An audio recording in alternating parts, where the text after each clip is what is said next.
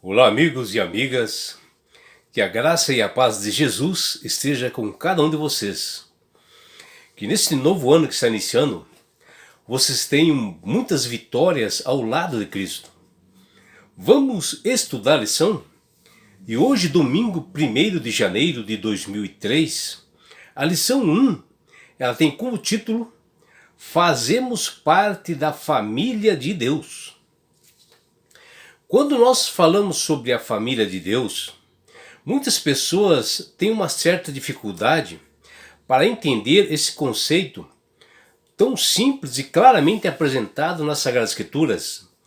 Mas o fato é que Deus, ele é o criador da família e tem a sua própria família.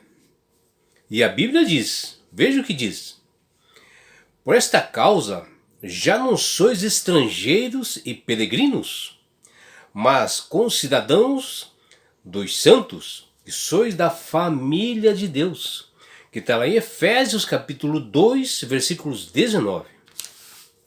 E aqui o apóstolo Paulo está pregando aos gentios que, segundo os judeus, eles consideravam-se excluídos da cidadania de Israel.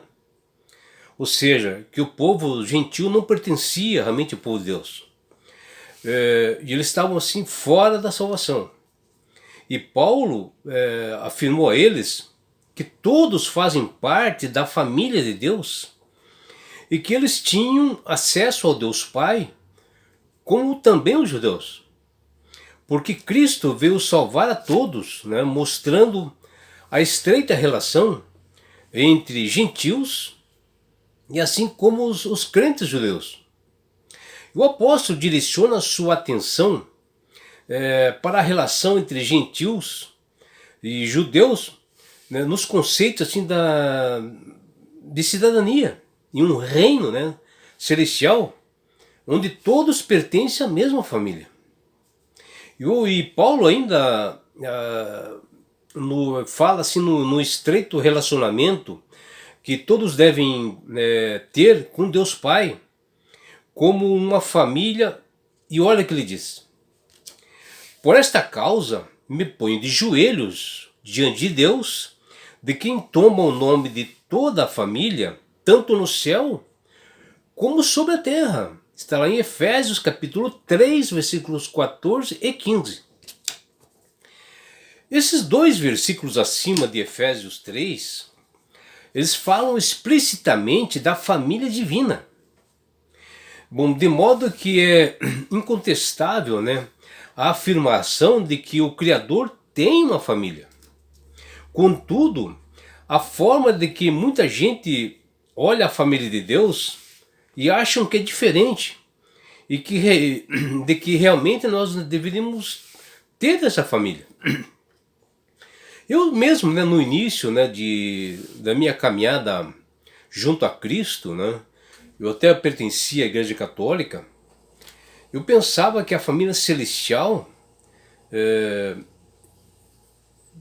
tinha só a participação, era somente de alguém assim muito santo, que pudesse pertencer a essa família. Diferente das famílias nossas, Mas para mim faltava conhecimento, sabedoria. Na época eu estava caminhando ainda.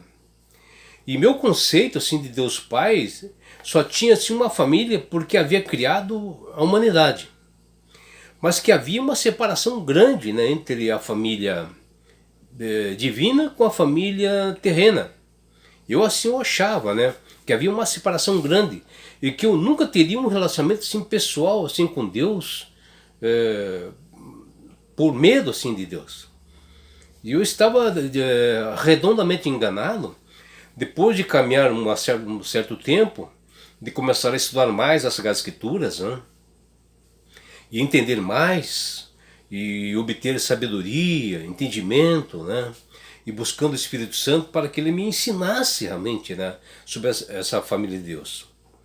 Mas nós, ao olharmos a Bíblia, Jesus mesmo, ele fala claro, olha o que ele diz, Pai nosso que estás nos céus, santificado seja o teu nome. O próprio Jesus falando Pai Nosso, Pai dele, né? Pai Nosso. Está lá Mateus capítulo 6, versículo 9. E logo posterior, Jesus repetiu novamente a mesma oração em secreto, né, para os seus discípulos, para que todos tivessem assim, uma intimidade com Deus Pai, que está lá em Lucas capítulo 11, versículo 2. E aqui Cristo nos autorizou, nos instruiu a chamar sempre o Pai de Pai Nosso que estais nos céus, ou seja, que é o Pai de todos. E devemos procurar segurança, proteção nele, nesse Pai que estás nos céus. Vejam, quando Jesus foi crucificado, os discípulos ficaram assim amedrontados, né? E ficaram assim oprimidos, né, pela dor. Porque Jesus havia morrido, né? E eles sentiram assim insegurança. E foram tomados pelo medo, né, pela perseguição dos romanos também. E ficaram assim achando que a sorte de Jesus recaísse sobre eles. E os discípulos permaneceram assim juntos, né? Trancados em uma casa. Mas sempre tinham à disposição a Deus e não o procuravam assim como os filhos dependentes desse pai, e necessitando realmente dessa proteção divina, né? E nós fazemos parte, né, da família do Deus Pai. E também do Deus Filho, que é Jesus Cristo. E também chamado de nosso irmão. Por isso que quando Deus ressuscitou, quando Jesus ressuscitou, né, ele se encontrou com Maria, né, que estava à procura, né, de Jesus, porque ele havia morrido e não tinha se encontrado mais com ele. E ela quis abraçá-lo, né, ela quis abraçar a Jesus. E ele lhe disse: não me detenhas, porque ainda não subi para o meu Pai, mas vá já até os meus irmãos e diga a eles que eu subo para o meu Pai, que é o Pai de vocês, para o meu Deus, que é o Deus de vocês. Quando ele fala assim, quando ele manda Maria, vai já até os meus irmãos, quer dizer, Jesus chamando todos os seus discípulos, todas as pessoas, de meus irmãos, né? Que está lá em João capítulo 20, versículo 17.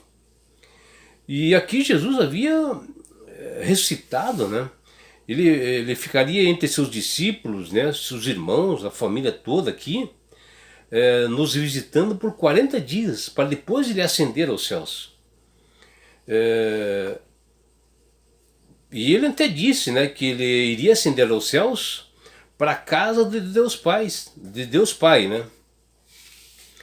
E o que a gente vê também que o apóstolo Paulo, em Efésios capítulo 3, versículos 14 a 15, nos dá essa esperança de que em toda a família, nos céus e na terra, a imagem assim de uma família, em que um dia nós nos tornaremos membros dessa família celestial, visto que o Pai de Jesus é também o nosso Pai, né?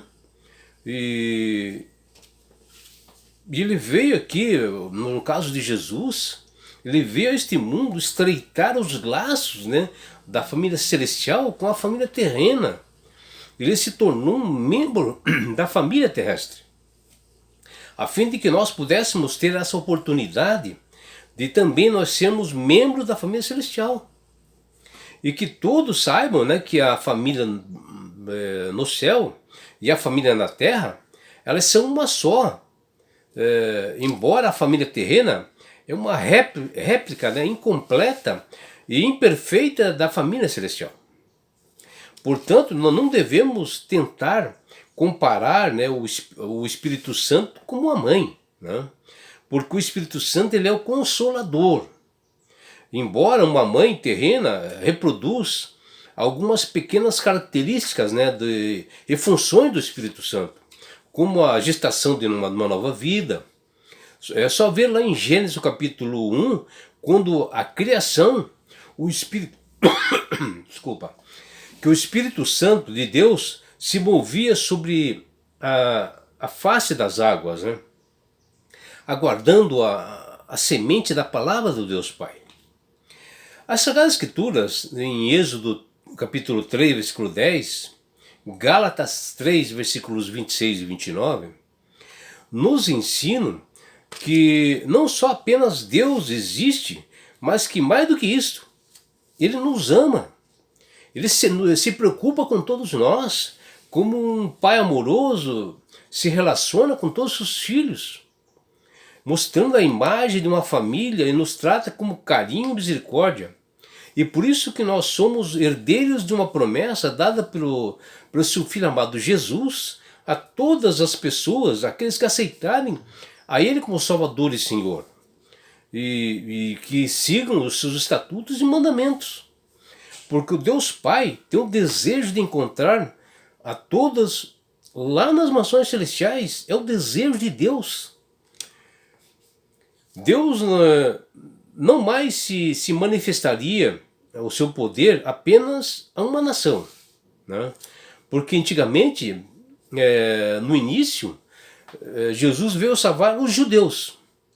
Mas como os judeus não o aceitaram, ele estendeu a salvação para todas as pessoas. Que através de Cristo, né, ele estabeleceu uma igreja, e uma igreja mundial, para que por meio dela multiplicasse a sabedoria de Deus e se tornasse conhecida por todos os povos, que está lá em Efésios 3, versículo 10. Ele passou a contar com pessoas de todas as nações, tribos, povos e línguas, que fazem parte do mesmo corpo, que é Efésios 3, versículo 6, formando assim uma família de Cristo, pessoas cujo coração habita por meio do Espírito Santo, estando todos, né, arraigados e alicerçados no amor, que é Efésios 3, versículos 17. E sempre com isto, como se nós temos uma família só, nós devemos amar uns aos outros, né, como uma verdadeira família. E é por isso que Deus, através do poder do Espírito Santo, tem falado com todas as pessoas para aceitar Jesus como Salvador e Senhor. E quando você aceita Jesus como Salvador e Senhor, você recebe sabedoria dos céus, porque o Espírito Santo começa a trabalhar na sua mente. Você começa a ter inteligência, ter mais entendimento. E não é só isso, meu amigo, minha amiga. Através do Espírito Santo, você começa a conhecer que somente você é salvo através de Jesus. E quando você aceita Jesus como Salvador, você ganha esse presente que chama-se salvação. E com isso Deus o levará para as mansões celestiais, num lugar onde não haja mais dor, mais morte, para você pertencer à verdadeira família de Deus, todos juntos, numa família só. E sabe por que Deus quer fazer isto? Com você, meu amigo. Com você, minha amiga. Porque Jesus te ama. Abraços do seu amigo João Carlos Amorim.